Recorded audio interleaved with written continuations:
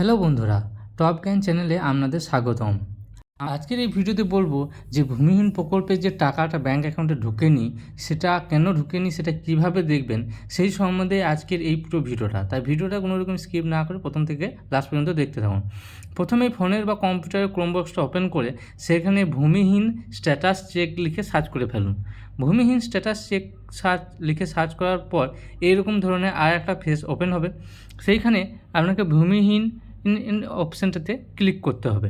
সেখানে ভূমিহীন অপশানটাতে আপনি ক্লিক করলেই আপনার এইরকম একটা অফিসিয়াল ওয়েবসাইট খুলে যাবে এবং সেইখানে ফার্মার সার্চ বলে একটা অপশান থাকবে এবং এইখানে আপনি 3 রকম নাম্বার দিয়ে সার্চ করতে পারেন। 1 নম্বর হচ্ছে কি যে যখন আপনি অ্যাপ্লাই করেছিলেন তখন একটা অ্যাকনোলেজমেন্ট নাম্বার ছিল, সেই নাম্বার দিয়ে সার্চ করতে পারেন, অথবা আপনার আধার নাম্বার দেওয়া থাকলে সেই আধার নাম্বার দিয়ে সার্চ করতে পারেন, অর্থাৎ যদি ফোন নাম্বার দেওয়া থাকে তো অ্যাপ্লিকেশনের টাইমে তখন ফোন নাম্বারটা দিয়ে সার্চ করতে পারেন। আমি ফোন নাম্বার দিয়ে দেখিয়ে দিচ্ছি।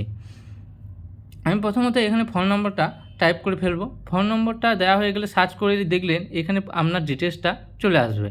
প্রথমে নেম অফ দ্য অ্যাপ্লিক্যান্ট, যে অ্যাপ্লিকেশন করেছিল তার নাম, মোবাইল নাম্বার, ডিস্ট্রিক্ট এবং ব্লক, আর ক্যান্সেল হয়েছে স্ট্যাটাসটা কী হয়ে আছে সেটা, রিজেক্ট হয়েছে না অ্যাকসেপ্ট হয়েছে এবং রিমার্কসটা। এখানে যেমন এখানে রিজেক্ট হয়ে গেছে কেসটা এখানে দেখা যাচ্ছে, এবং যেটা রিমার্ক দিয়েছে সেটা হচ্ছে কি যে যুবসাথী অ্যাপ্লিকেশন করার ছিল সেই জন্য ভূমিহীন ঢোকেনি। আমাদের এই ভিডিওটা ভালো লাগলে অবশ্যই একটা লাইক করে দেবেন, আর কোনো রকম অসুবিধা হলে অবশ্যই কমেন্ট বক্সে জানাতে ভুলবেন না।